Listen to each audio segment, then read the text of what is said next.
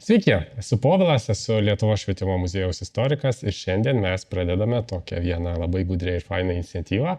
Tai yra pasišnekėti su įvairiais mūsų visuomenės intelektualais, kalbėti apie svarbes su protestu susijusias temas. Šiandieną mūsų visuomeniai Lietuvoje gausiai ir gana ne pirmą kartą protestuojant įvairiausiais kultūros, politikos ir kitais įdomiais klausimais. Kaip ir nekartą tokiais problematiškais laikais mes atsigręžiam į istorikus, į žmonės, kurie turi atsakymus, kaip kažkas vyko praeityje, kurie gali mums bent jau įvesti į kontekstą, papasakoti. Na ir šiandien mes turime puikų pašnekovą, kuris galbūt gebės mums į kai kurios aspektus nušviesti, pateikti kai kurios atsakymus arba užduoti naujų klausimų. Tai yra Domas Boguševičius, istorikas ir pedagogas. Ir kalbėsime mes šiandien apie protestus, tos pačius, kurie vyksta mūsų laikuose. Tai, Domai, ar galėtumėte kaip istorikas mums papasakoti, atsakyti apie protestas, tas dalykas? Kada jis prasidėjo, ar galima atsakyti, kada žmonės pradėjo protestuoti? Na, jeigu galvojam apie protestą, be abejo, protestas, kaip ir bet koks mūsų gyvenimo patyrimas, jis turi savo istoriją, neišvengiamai, lygiai kaip ir žmogaus teisės, sakykime, lygiai kaip ir emancipacija, ar ne, lygiai kaip socialiniai, politiniai, platesni arba siauresni klausimai, jie turi savo vienokį ir kitokį vyksmą, vienokį ir kitokią susiformavusią tradiciją. Apskritai, kai galvojame apie protestą, protestas vienokį ir kitokią formą jis egzistuoja, aišku, kartu su ankstyvosiomis visuomenėmis. Tiesiog klausimas, kiek tas protestas yra platus, ar ne, kiek jis išeina už tradicinių nusistovėjusių valstybinių struktūrų, ar ne. Šitą įmanomas protestas, dažniausiai labai tylus protestas, bet šitą veikiantis pačios struktūros viduje, protestas, apie kurį galbūt net viešai nėra išsisakoma. Mus šiandienos žmonės tikriausiai labiau jaudintų tie viešieji protestai, kurie yra visuomenės intereso, visuomenės valios išraiška. Tai čia pirmiausia reikėtų atsigręžti tikriausiai ne į paties protesto istoriją, bet į visuomenės formavimosi mechanizmus.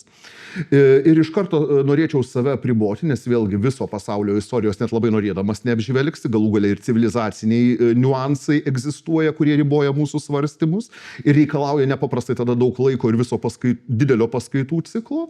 Todėl mūsų interesas tikriausiai bus toks labai į vakarus orientuotas ir orientuotas į modernėją visuomenę.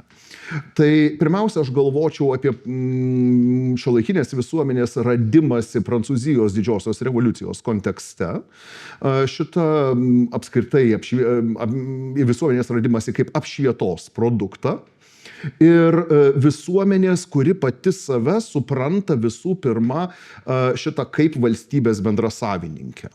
Ir būtent visuomenė, kuri save ima traktuoti kaip valstybės bendrasavininkė, visuomenė šitą, kuri neseniai Prancūzijoje 18 amžiaus pabaigoje, antroje pusėje pabaigoje yra išgyvenusi šitą monarchijos desakralizacijos jausmą. Na, tai toks jausmas, be kurio niekaip negali laikytis absoliutizmas, tai iš principo tokia situacija, kada valstybės savininkų įmamas suprasti nebe valdovas, valdovas nebesuprantamas kaip šventybė, o jeigu šventybė, tai automatiškai niekaip neliečiamas ir nekritikuojamas, ir tada valdovas tampa ir kritikuojamas, ir satyrų objektu, ir viešosios pajuokos objektu, kartais išeinančių net už elementariausio padorumo ribų kada tas palyginimas jau tampa labai panašu, labai artimas, sakykime, tokiam gyvuliškom formom. Na, pavyzdžiui, Prancūzijos didžiosios revoliucijos išvakarėse buvo visiškai norma vaizduoti Liudviką XVI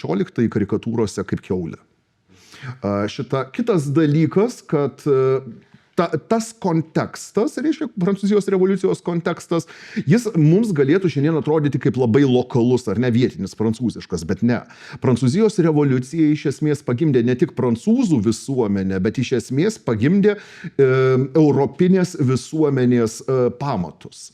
suteikia europinės visuomenės pamatus.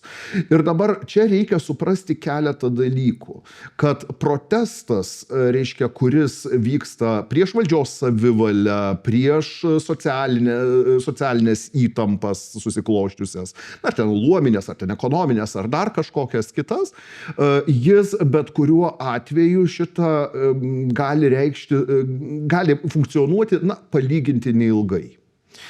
Šitą standartinis protestas, mes negalim pasakyti mėnesiais ar metais, kiek jis užtrunka.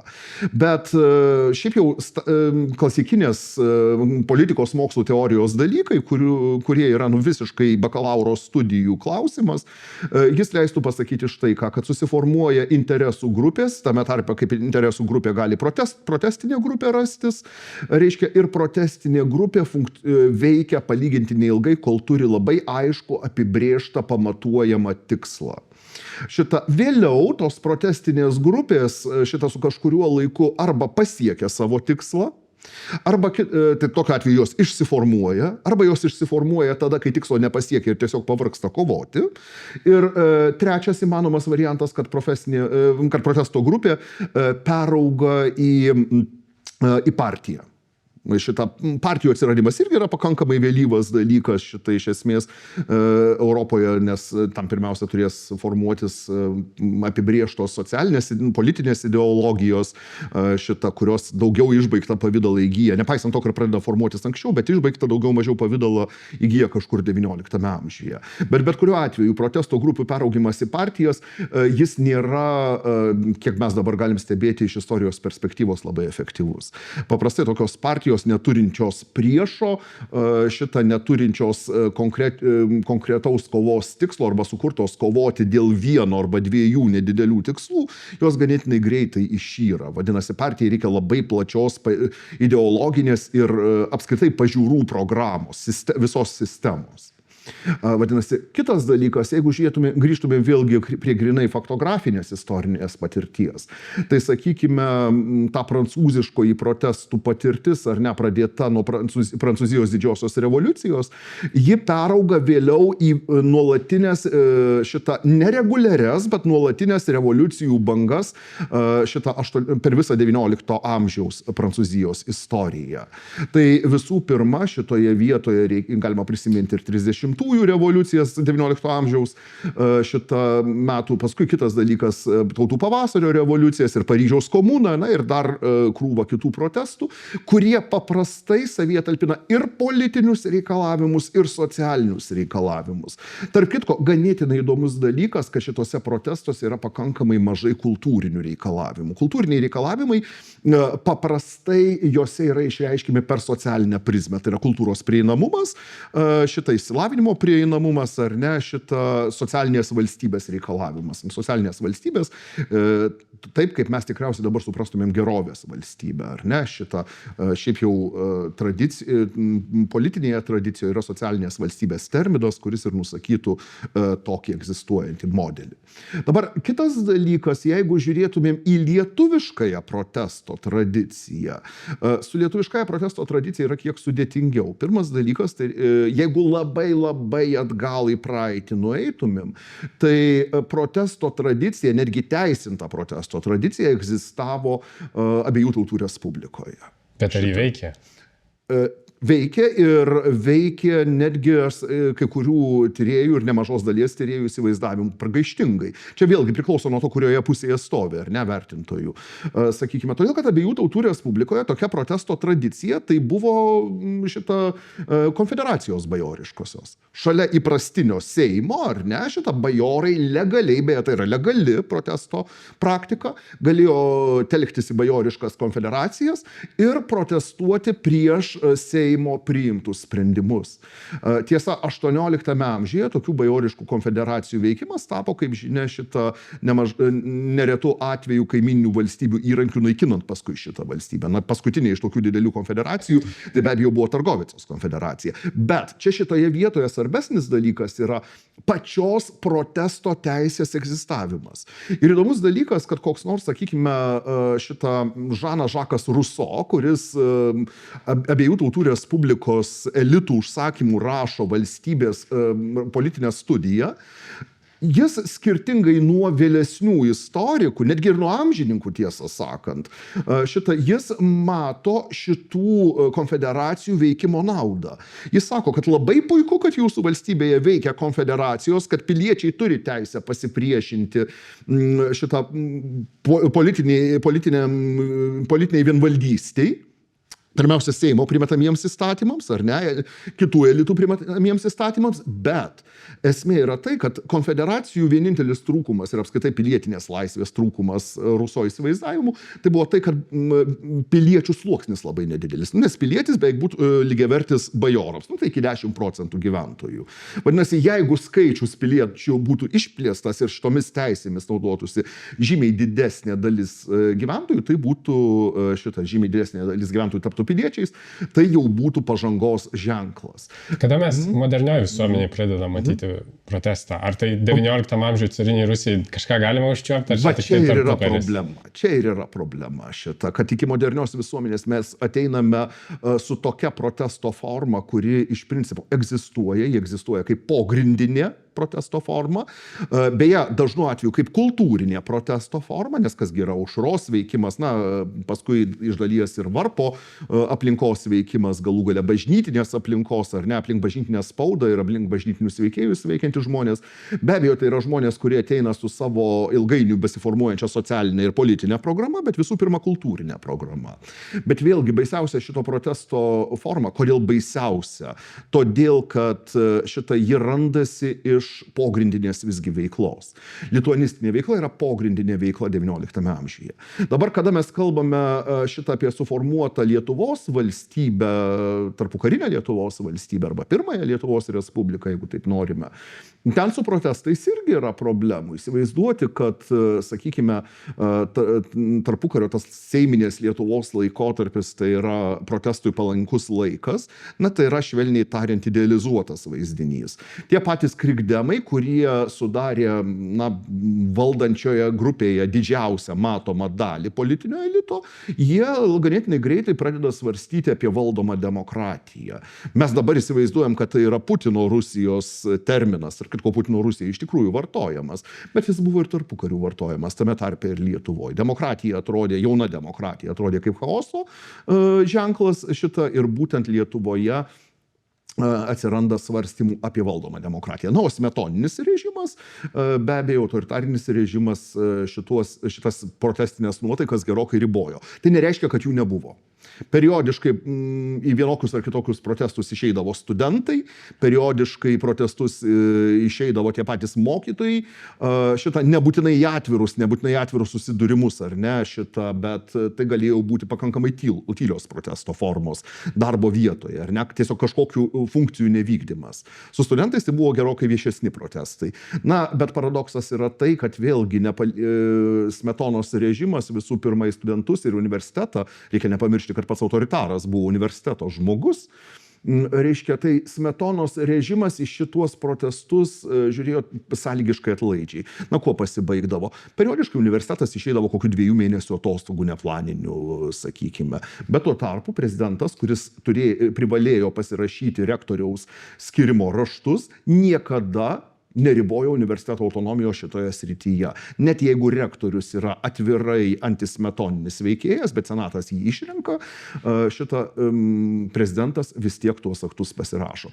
Kitaip tariant, lietuviškos protesto formos dažnu atveju šitą istorinėje perspektyvoje, ypač 19-20 amžiuje, yra pogrindžio formos. Apie 20 amžiaus vidurį, sovietinį laikotarpį tikriausiai net ir labai plėstis neverta. Mes turime visą ir atminties kultūrą susijusią su protesto formomis, kuriuose dažno artimieji yra dalyvavę ir patyrę tas protesto formas. Turime represijų patirtis ir kita vertus turime iš esmės vėlgi tokia pogrindinio veikimo tradicija viešųjų protesto formų.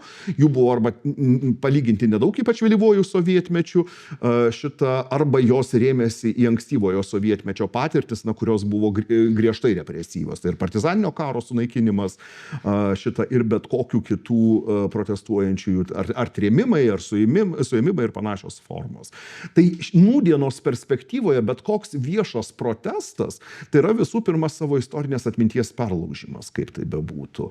Tai yra visgi didelės drąsos, pirmiausia vidinės drąsos konflikte su savimi reikalaujantis procesas.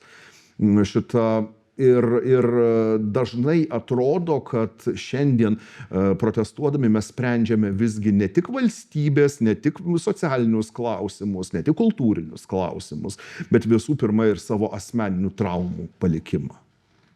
Tai tikriausiai taip tai atrodo. Taip. O tai iš viso to, ką jūs čia kalbėjome apie XIX amžiaus protestuojančius aušrininkus arba XX amžiaus protestuojančius studentus. Tikrai turime pavyzdžių, kurie vieni baigėsi sėkmingai, kiti ne taip. Tai kas protestą padaro sėkmingai? Ir vėlgi atsigręžiant į lietuviškus pavyzdžius. Kuo jie skiriasi nuo kitų, kuo tos sėkmės istorijos buvo su laiminga pabaiga? Įdomiausias dalykas, kad kai mes kalbame apie valstybės kūrybą ir apskritai visuomenės kūrybą, tai pabaigos ten niekada nėra. Vienintelė pabaiga tai galbūt galėtų būti... Laiminga dabartis. Laiminga dabartis tai irgi yra klausimas, kurioje barikadų pusėje tu esi. Čia kaip visai neseniai vienas jaunas analitikas rašė, Lietuva dar niekada negyveno taip kaip dabar. Tai kai pasižiūri statistinius duomenis, kada Lietuvoje, priklausomai nuo skaičiavimo metodikos, skurdo lygis varijuoja kažkur tarp 25-30%, tai skurstantiesiems drąsiai galima pasakyti, kad Lietuvoje dar niekada nebuvo taip gera skursti kaip dabar. Iš esmės nežinau, ar dėl to labai reikėtų džiaugtis, ypač kai skursti. Nes tai yra santykinis dydis, ar ne? Priklauso nuo laiko konteksto. O jeigu galvotumėm apskritai apie protesto sėkmę, ar ne, tai protesto sėkmė tikriausiai priklauso nuo kelių dalykų. Jeigu tai yra pogrindinis procesas nelaisvės sąlygomis, kai kalbėjom apie XIX amžių, ar ne, ir tas protestas, tai yra protestas vedantis į tautinės kultūros išlaikymą, galiausiai ilgalaikėje perspektyvoje tai yra politinės autonomijos ir politinio savarankiškumo siekis. Tai, kuriame ta tautinė kultūra galėtų save realizuoti. Taip? Tai be abejo sėkmės kriterijumi galime laikyti tarptautinės aplinkybės. Šiuo atveju Pirmojo pasaulinio karo baigtis, ar ne, užbaigianti XIX amžių. Antras labai svarbus momentas, tai yra tos tautinės iniciatyvos, to tautinio elito susiformavimas, kuris vėliau gali perimti kultūrinį, politinį, socioekonominį kūrybos procesą, ar ne, jau laisvės sąlygomis. Žymiai sudėtingesnis atvejis yra šiandien, mums galvojant apie save. Reiškia, vienas dalykas buvo kurti Lietuvos valstybę, Lietuvos valstybės projektą, ar tai būtų švietimo projektas, ar tai kultūros projektas.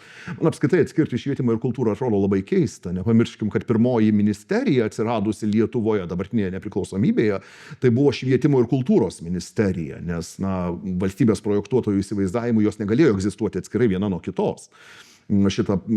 Jeigu kažkas neprisimena, tai tegul atsiverčia tautinės mokyklos koncepciją, o ten labai aiškiai pasakyta apie tai, kaip formuojamas asmuo kultūros kontekste, tautinės ir bendrosios kultūros kontekste. Nes tautinė kultūra tai nėra uždara kultūra. Tai vienas momentas. Bet vienas dalykas yra formuoti valstybę iškart tik išėjus iš Rusijos imperijos ar vėliau sovietinio lagerio, iš tautų kalėjimo. O kitas dalykas - išmokti pačiam gyventi su savo laisve. Va čia yra laisvės tikriausiai ir nepriklausomybės paradoksas. Vienas dalykas tai yra siekti nepriklausomybės nuo kažko, bet kitas dalykas turėti laisvę kažkam. Ir vat kada tu esi paliekamas veikti vienas su savimi arba su savo aplinka, kada tau jau nereikia prieš kažką kovoti. Labai paradoksaliai formuojasi tie gerovės scenarijai ir ne protesto gerovės scenarijai. Nes, pavyzdžiui, šiandienos protestai, jeigu taip žiūrėtumėm, jie turi keletą aspektų. Viena vertus taip, protestas prieš nepriimtiną politikų elgesį, ar ne, prieš nepriimtiną požiūrį į tam tikrą sektorių arba į tam tikros sektoriaus atstovus. Kita vertus, matot, kas yra šitoj vietoj, kai mes galvojame, jeigu mes turėtumėm kitoje barikadų pusėje, reiškia, tų, prieš kuriuos kovojame pusėje, kokį nors okupacinį režimą, priešas būtų aiškesnis, ar ne, šitą. Ir tada save mobilizuojantį jėga galėtų veikti aiškiau. Šitą ir labai aiškiai jos perspektyva, ar ne, šitą, kol yra priešas, tol veiki. Šitoje vietoje taip nutinka, kad tavo priešas yra šitą ideologinis, šitą kultūrinis priešas yra tavo bendrapilietis. Bendrapilietis, kuris kitaip įsivaizduoja laisvę, kitaip įsivaizduoja savo įsipareigojimus ir tikriausiai šitoje vietoje, jau čia toks ne visai istorinis ekskursas, bet šiandieninis, pagrindinė kryptis, pagrindinis užsiėmimas, pirmiausia, kultūros laukui, tai yra ne kažkokių formų savo užtikrinimas ar ne valdinių veikimo formų užtikrinimas, ne kova prieš vieną arba kitą pasirinktą partiją, kaip jos ten besikeistų viena su kita, ar ne, bet visų pirma, tai yra dialogo su visuomenė formavimas, pačios visuomenės formavimas ir dialogo formavimas. Iš esmės, ką gali paveldėti šiandieninis kultūros laukas iš istorinės perspektyvos, tai supratimą, kad būtent kultūrinio lauko veikiantis asmenys, kurie dėl išsilavinimo, dėl savo šitą dažnai labiau šitą sujautrinto žvilgsnio į pasaulį ir tuo pat metu dėl didesnių pajėgumų organizuotis, šitą yra pajėgus patys formuoti visuomenės vaizdinį. Tai faktiškai ne politikų auklėjimas turėtų būti kultūros atstovų užsiėmimas, ar ne, toks istorinėje perspektyvoje, bet visuomenės auginimas.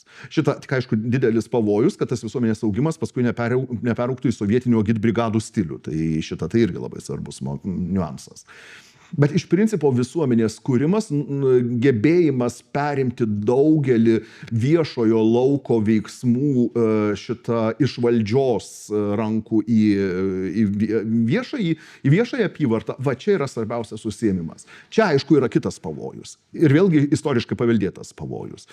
Šitą didelę dalimi, kai mes kalbame apie Lietuvą, mes turime suprasti, kad didelė dalis kultūros lauko yra administruojama, nesvarbu, ar kalbėsim apie finansus, ar tiesiog apie žmonių tarpusavio santykius per valstybinį aparatą.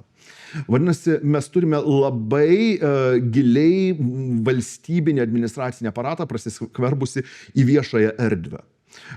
Ir štai šitoje vietoje aš sakyčiau, kad didžiausia, truputėlį utopinė idėja, ar ne, tai būtų kultūrinio lauko atsiskyrimas nuo valstybinės administracijos. Jeigu mes įsivaizduotumėm, kad normaliam vakarietiškam pasaulyje, visaverčiam vakarietiškam pasaulyje, mes kalbam apie tris erdves, apie privačiąją, viešąją ir vyriausybinę. Na, viešąją erdvę, tai kas mūsuose dažnai suprantama kaip nevyriausybinis sektorius, bet tai ne visai taip, tai yra truputėlį plačiau negu vien tik nevyriausybinis sektorius. Tai iš esmės mūsų praktikoje tokios nevyriausybinės, privačios iniciatyvos, išplaukiančios iš mecenatystės tradicijos, iš individualios kultūrinės raiškos, ar ne, šita yra pakankamai nedaug. Pas mus didžioji dalis kultūrinio lauko administruojama, valdoma ir finansuojama visgi per valstybės struktūras. Ir šitoje vietoje tada mes vėlgi susidurėm su tokiu ženkliu paradoksu. Yra labai keista protestuoti prieš šitą iš esmės kultūros užsakovą. Valstybė, administracinis aparatas yra kultūros užsakovas, kaip tai bebūtų. Jis dalina pinigus, kaip tai nemaloniai beskambėtų. Aš kažkada esu švietimo lauke apie tą patį kalbėjęs, sakykime, mūsų lietuviškosios lituanistinės mokyklos išeivijoje, jos labai norėjo atsidurti po švietimo ministerijos glėbiu. Šitą viena vertus taip, tai yra valstybės palaikymas, tai yra tam tikra sistema palaikymo ir tai yra patogu, bet kita vertus tai yra dalies savo laisvės praradimas. Tu esi laisvas nuo bet kokių ministrų, nuo bet kokių šitą administracinių prievolių, tuo atveju, jeigu kuri šitą iš mecenatų lėšų, iš privačiai surinktų lėšų kažkokį kultūrinį produktą, bendrąjį gėrį. Ir čia yra būtent to visuomeninio lauko erdvė. Ir vat būtent didelis valstybinis aparatas ir mažas viešasis laukas, tas visuomeninis laukas, yra mūsų paveldėta problema. Iš esmės, išauginti šitą visuomeninį lauką būtų svarbiausias uždavinys. Kaip tai padaryti mažos ekonomikos sąlygomis? Va čia jau yra sudėtingesnis ir toks, sakyčiau, techniškesnis klausimas. Bet utopiškai žvelgiant, ar ne, idealistiškai žvelgiant, va čia turėtų būti pagrindinis užsiėmimas. Nes visgi protestas prieš konkretų asmenį, taip jis yra patogus, bet labai trumpalaikis. Nelieka konkretaus asmens ar konkrečios grupės ir kas tada nutinka, ar nesant jiems staiga kultūrinis laukas pasidaro švaresnis, geriau administruojamas, ir geriau išpildantis aplinkos lūkesčius? Vargu, tik tai, kad nebeturi to labai aiškaus apibrėžto personažo, prieš kurį galėtum protestuoti. Reiškia, tai svarbiausia užduotis, sakyčiau, yra visuomenės radimasis. Tai paskutinis klausimas, jūs minėjot apie tai, kad mes dabar protestuojame visiškai lietuviams nebūdingų būdų, tai yra prieš savo bendrą pilietį, priešingai negu kad buvo istorijoje, carinė Rusija, sovietmetis ar tarpukaris. Bet jeigu pažiūrėsime į Europą ir vakarų Europą, tai tenai nuolatiniai protestai vyksta prieš bendrą piliečius, nes tiesiog jie dažnu atveju neturėjo jokių okupacinių jėgų. Tai ar galime sakyti, kad dabar protestuodami kaip europiečiai, mes galbūt esame labiau europiečiai, ar labiau atsigrėžėme ir labiau perimame Europos protestavimo idėją, apie ką kalbėjome pradžioj? Aš sutikčiau, kad mes esame labiau europiečiai vien dėl to, kad protesto kultūra apskritai formuojasi. Kad jį formuojasi nebe išorės prievartos sąlygomis ir tai yra labai europietiška, ar ne? Pati labai europietiška ir labai demokratiška šita. Apskritai, kai pagalvoju, tai laisvė protestuoti, ar ne? Tai yra tokia beprotiškai didelė vertybė, vadinasi, kurią šiandien iš principo galima mėgautis ir panašu, kad dažnu atveju mes ją ir mėgaujamės. Kitas dalykas, ar tai mus paverčia europiečiais, labai sunku šitoje vietoje pasakyti. Lietuva, grinai per savo istorinę perspektyvą, nuo kokios nors Mindaugo valstybės, ar ne, kurios taikinys buvo visgi vakarų Europa, o ne rytai, ne bizantiškoji tradicija, Lietuva pasirenka vakarietiškąjį kelią. Bet pasirinkusi vakarietiškąjį kelią, ji savo ruožtu savaime turėtų galvoti ir apie vertybinės orientacijas, nuolat atsinaujinančias vertybinės orientacijas. Man kartais yra labai nedrąsu galvoti, kad tie protestai, reiškia, kaip ir beje vakarų Europoje, jie dažnai įgyja tokį labai asmeninį pavidalą. Ad hominem argumentais pagristi, ar ne, ir iš esmės prieš konkretų personažą, ką aš jau truputėlį anksčiau sakiau. Bet ar tai mus daro vakariečiais, ar tai mus tiesiog suartina su bendromis vakarų nekultūros tendencijomis? Čia klausimas Ar būti vakariečių reiškia perimti tik tai teigiamas, ar ne, kilnes vakarų kultūros ir politinės kultūros tradicijas, ar kultūrinės tradicijos, antipolitinės tradicijos, ar ne, šią prasme, ar jos irgi mus daro europiečiais. Čia greičiau tiesiog panašių problemų, ar ne, perėmimas. Viso vakarų pasaulio problemos, gyvenimas posttiesos amžiuje, kitas dalykas, gyvenimas imituojamuose demokratijos procesuose, kurie yra labiau medijiniai negu realiai susiję su praktinėmis veiklomis. Tai šitas klausimas toks yra velniškai platus ir labai sunku pasakyti, kiek mes iš tikrųjų save čia matome kaip europiečius. Kitas dalykas, kad kultūros, bent jau lauko protestuose, aš matyčiau europietiškumą toje vietoje, kur kalbam apie žmogaus teisės, apie saviraiškos laisvę, ar ne, kur kalbame apie savirealizacijos laisvę, juo labiau. Ir dar vienas dalykas, kur kalbama apie deklaracijų virsmą realybę. Kitaip tariant, ar tie pamatiniai dokumentai, sakykime, kuriais mes Lietuvoje vadovaujamės, pradedant konstituciją, taip, ar jų realizavimas yra užtikrinamas mūsų šiandieninėje aplinkoje. Nes dažnai nutinka taip, kad vienas dalykas yra laikyti konstitucijos egzaminą kaip testą, ar ne, ir pačiam negyventi pagal tą konstituciją. Tokia labai lietuviška praktika. Laimėti konkursuose, bet netikėti tuo, ką rašai, arba tuo, ką kalbi. Kalbėti teisingus žodžius, šitą teisingoje aplinkoje, ant teisingos sėdmaiščio šitą arba iš teisingos tribūnos, bet tuo pat metu visiškai nesivadovauti jais savo gyvenime. Mano akimis žiūrint, vakarietiškosios kultūros ir vakarietiškosios civilizacijos, čia pavadinkim kaip norim, šitą skiriamasis bruožas, tai yra visų pirma vakarietiškojo etiketo normų, pagarbos oponentui, net jeigu jis tau būtų labai atgrasus, ar ne, šitoje vietoje šitą laikymasis, tai daro mus vakarietiška protesto kultūra. Aišku, klausimas, kiek galima pataikauti savo oponentui, kiek galima leisti jam chamiškai elgtis. Atsakymas yra labai paprastas. Iš esmės, kito laisvę tu gerbi tiek, kiek ta laisvė nepradeda kenkti aplinkiniams, ar ne? Įstatymo ribos yra apibrėžtos šitoje vietoje. Tai teisės ribose. Labai paprastas dalykas, atrodytų, kad paprastas dalykas. O kitos nuomonės turėjimas, kitos nuomonės pripažinimas šitą, tai ir mus ir padarytų europiečiais. Ir tarp kitko, dabar žvelgdamas į bendrą Lietuvos protesto kultūrą, sakyčiau, kad visoms protestuojančioms grupėms, visiems protestuojantiems asmenims apie tai dar galvoti ir tai dar ilgai reikės pavertinėti savo tapatybės dalimi. Velniškai sunkus sportinis užsiėmimas yra šitą suimti save į rankas ir elgtis kaip civilizuota asmeniui. Šitą 18 amžiuje tai pasakyti buvo gal ir netaip sudėtinga, o štai laikytis šito principo yra nepaprastai rimtas darbas ir rimtas vargas. Tai čia būtų toks istorinis paveldėjimas, tai yra nuolat žvalgymasis tą 18 amžiaus žmogų, apšvietos epochos žmogų, civilizuotai žmogų ir bandymas priminti pirmas dalykas, kad mes turėtumėm išlaikyti etinius ir etiketo principus, einančius pagrečiui, vienas šalia kito, bendraudami tarpusavyje, ir kitas dalykas tada svarstyti apie kūrybinį procesą. Ir tas kūrybinis procesas turi būti nukreiptas, mano akimis žiūrint, ne tiek į politiką, kiek iš istorinės perspektyvos, ar būtent į visuomenės kūrimą.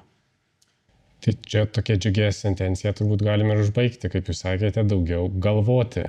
Daugiau galvoti šitą, daugiau projektuoti, kartais netgi visiškai iliuzinius dalykus. Galima pasielgti kaip 19 amžiaus pradžios filomatai. Toks Viktoras Weintraubas apie Adomo Mickevičiaus kartą yra pasakęs, kad jie pasižymėjo absoliučia projektomaniją. Iš tų projektų, kaip žinia, tuo momentu šitą niekas neišaugo, ar neapčiuopiamo neišaugo, išskyrus asmeninės bičiulystės, asmeninės draugystės. Bet ilgalaikėje perspektyvoje iš tos projektomanijos išauga šitą bendro sugyvenimo vaizdinys. Net studijuojami projektai vėliau gali tapti intelektinė atspirtimi jau praktiniai veiklai. Tai kartais net labai iliuziniai dalykai, šita fantazijos dalykai gali tapti paspirtimi visuomenės kūrimui. Kuo ir turėtų pirmiausia kultūra užsiiminėti. Ačiū Jums labai, Domai, dar kartą už pokalbį. Tikrai buvo be galo naudinga ir vertinga. Na, o visus mūsų klausytojus, muziejaus interesantus kviečiu mūsų dar kartą paklausyti ir dar kartą susitikti kitose mūsų pokalbiuose.